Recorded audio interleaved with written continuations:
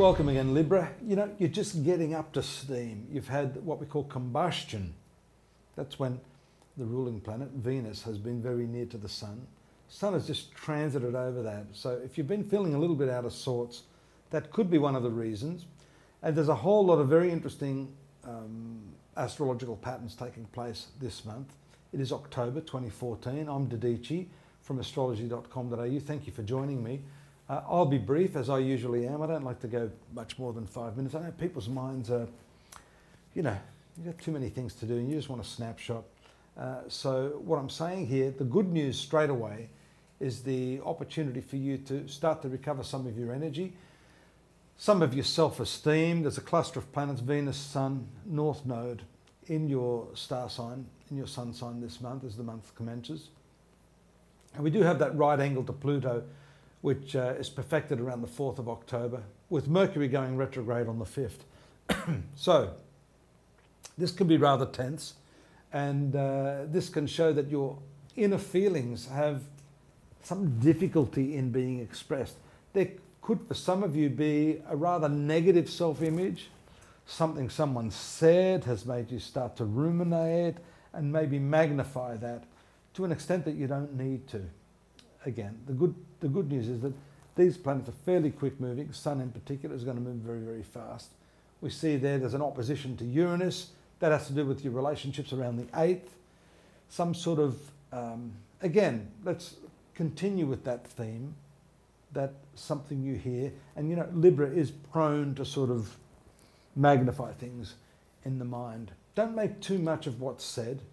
Have a good time, especially in the first week of the month. And the Sun-Uranus opposition gives you the opportunity to, I guess, try something a little bit different.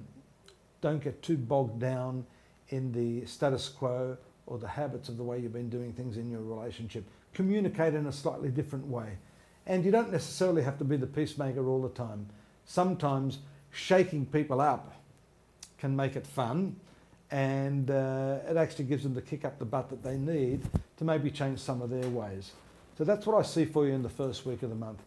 The very significant celestial event this month, again on the 8th, is the lunar eclipse, which is taking place in the 7th house. So while we're on the topic of relationships, this is very, very important. And for the next few months, I think you're going to start to see that this part of your life takes on a whole new complexion. That lunar eclipse is going to happen in the same house as Uranus, in the same house as the past karmic point, and that is what the eclipses are all about, falling on what we call the nodal axis. So, how can I put this? You need something different now. You need to really, really make sure that you're not getting caught in a groove and going down a track that the other person is dictating to you. So there's a certain amount of rebelliousness that is attached to the Uranus contact. It's the planet ruling the sign of Aquarius. So I see this as very much you shifting gear, taking control of the relationship, especially now that these planets have moved into a better position, your ruling planets. You've got the courage and the confidence to do that.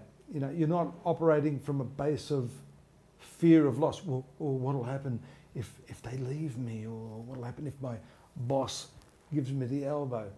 All that sort of stuff you should cast aside. Libra, this is a month where you need to make decisions based upon what is it that's going to make you happy. And sometimes that requires the process of attrition or elimination, which is what that right angle from Pluto is all about. We see Mercury moving to the second sector on the 11th. That's got to do with finances. And again on the 23rd, Sun conjoining that sector. And on the 24th as well, Venus conjoining that sector. So there's a big shift away from that sense of self to your financial and value system. Money is going to be a very, very important thing in the second half of the month. And don't forget too that straight after that, we've got that partial solar eclipse taking place also in the finance sector. So that's how it's going for you, I think, this month. Just in short, a big shift into the financial arena. And that's also going to perhaps bring with it a stronger sense of responsibility over your finances, because we see just nearby Saturn there, that's been there a while, Sun moving towards that, and Venus also in that area. So the shift is definitely going to be towards money. What constitutes real value for you? What is it you want financially in your life, and how to go about that? The final two important transits I'd like to talk about on the 26th, Mercury moving direct.